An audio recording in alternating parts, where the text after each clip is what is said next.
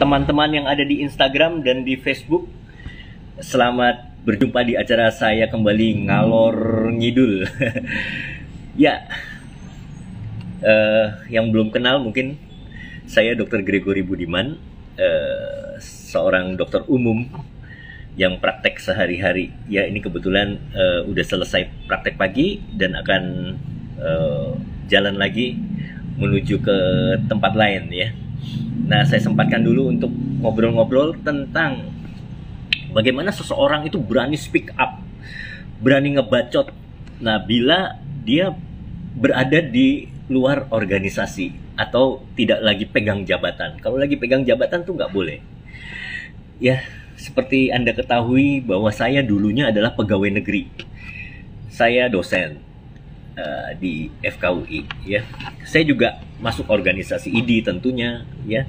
Kemudian saya juga dulu ditawari di kepengurusan ID maupun di organisasi keseminatan seperti itu. Tapi saya memilih berada di luar. Kenapa?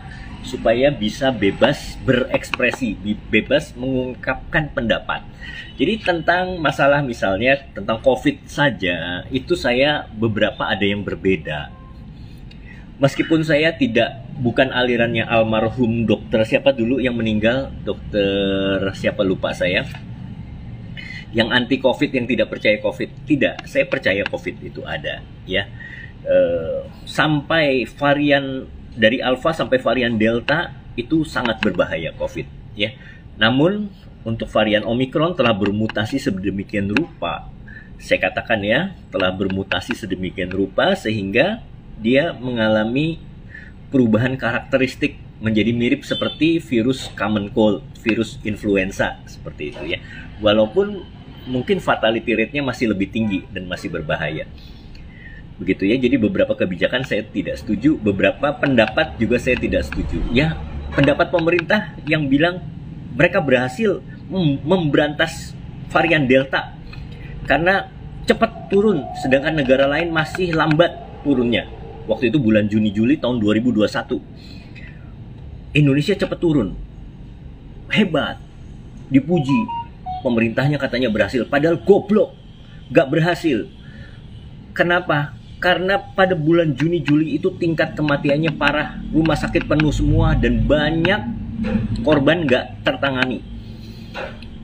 Karena jumlahnya begitu banyak, otomatis kan sudah pada kena tuh.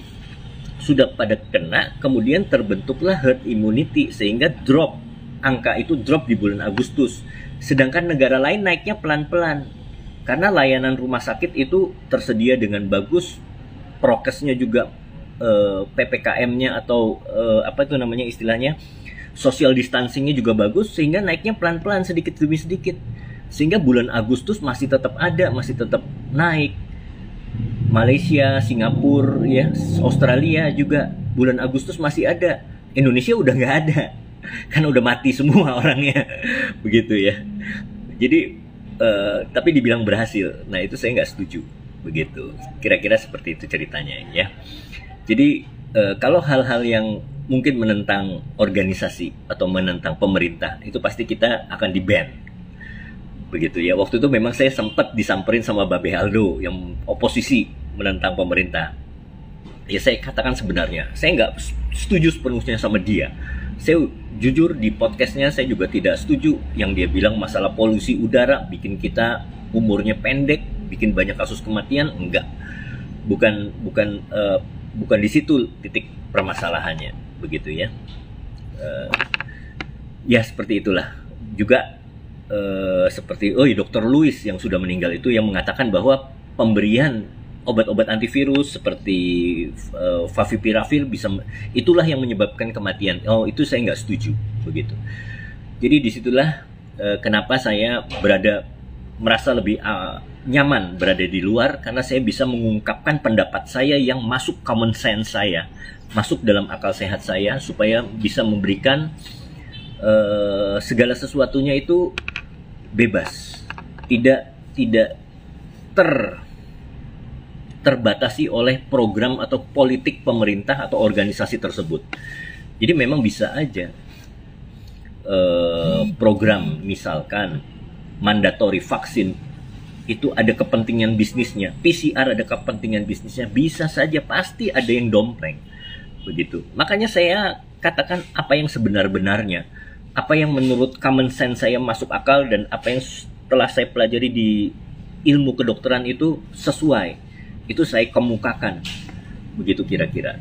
Ya, kita mau melenceng sedikit ke suntik whitening. BPOM akhir-akhir ini, coba Anda lihat situs BPOM_RI. Itu banyak sekali membahas tentang suntik whitening. Sampai sekarang, hari ini dia bikin kuis tentang suntik whitening dan suntik vitamin C yang sebenarnya ilegal, tidak boleh. Nah, itu sejak tahun 2000 sudah ada memang. Dan ini pas pandemi itu booming-boomingnya suntik imun booster, suntik whitening juga booming-boomingnya, klinik kecantikan di mana-mana semua ada dan masuk ke kurikulum kursus. Kursus ini kursus yang ngawur menurut saya ya. Karena dulu saya pernah ikut juga tahun 2012 kursus kecantikan. Isinya ada suntik-suntik putih semua, produknya juga ilegal. Yang ngajar itu saya rasa nggak bener ya. Di dalam kurikulum ilmu pendidikan kedokteran nggak ada suntik whitening, infus whitening, infus imun booster untuk tindakan preventif itu juga tidak ada. Jadi suntik-suntikan itu nggak boleh. Kecuali untuk pasien yang mengalami defisiensi vitamin yang berat yang tidak bisa dikoreksi dengan vitamin per oral, itu baru harus diberikan secara intravena gitu ya. Pasien yang sakit pun belum tentu harus diinfus, belum tentu harus disuntik. Kalau bisa diobati dengan obat per oral lebih aman, karena suntikan atau infus intravena itu bisa menyebabkan shock anafilaktik ya, tiba-tiba hipovolemik, kita pingsan, bisa meninggal saat itu juga. Nah, seperti itu. Jadi kita harus memperhatikan betul-betul aspek risiko dan manfaatnya, dan ini saya kampanyekan terus-menerus. Tapi ID, BPOM diem aja. Ini saya lapor-laporin semua situs penjualan suntikan-suntikan online yang bisa dibeli oleh orang awam. Ibu-ibu datang ke saya beli online terus minta disuntikan, saya nggak mau begitu. Memang dulu sebelum tahun 2012 saya pernah main suntik-suntikan juga, dan itu semua dijual ilegal, dijual oleh salesnya. Mungkin dia sales resmi tapi dia jual barang ilegal begitu ya, untuk mengelabui dokter-dokter yang bego, yang nggak tahu begitu ya. Mereka coba, kamu ke klinik kecantikan, infus whitening. Dok, kamu yang ngajarin siapa sih infus whitening? Bukan dokter, bukan staf pengajar, bukan kurikulum ilmu kedokteran. Yang ngajarin sales. Sales itu yang ngajarin. Sales yang mendapatkan barang gelap dari pelabuhan. Begitu ya. Nanti kalau mau untuk kasus penuaan, aging, pakai ini ya, pakai produk ada suntikan isinya DNA, stem cell dan lain sebagainya, padahal itu bullshit, bohong semua begitu ya. Begitulah kira-kira ya. Dan memang karena ini bisnis, jadi duitnya gede ya. Seminar-seminar kecantikan dan anti aging itu karena uangnya besar, dia bisa mempengaruhi, dia bisa bikin mungkin regulasi. Tapi sampai saat ini untungnya ya, baik BPOM maupun ID maupun perkumpulan fakultas-fakultas kedokteran se-Indonesia belum ada yang menyetujui. Ya, ditunggu dulu ya. Jadi begitu. Karena memang nggak benar itu ya. Jadi pasien sakit, masuk rumah sakit, kita kalau waktu belajar koas nggak boleh langsung pasang infus kalau nggak ada indikasi terapi cairan ya, kemudian atau ada kemungkinan shock seperti DBD, itu kita nggak boleh sembarangan pasang infus. Kira-kira begitu ya. Sekian ngalor ngidul hari ini, semoga bermanfaat buat kita semua. Tolong kasih tahu teman-teman kamu, tolong sebarkan di grup WAG video-video saya baik di YouTube maupun di TikTok maupun di Instagram. Kasih tahu, jangan main suntik-suntik putih, jangan suntik vitamin kalau kamu masih sehat. Begitu kira-kira ya, karena itu berbahaya dan banyak barang-barang ilegal.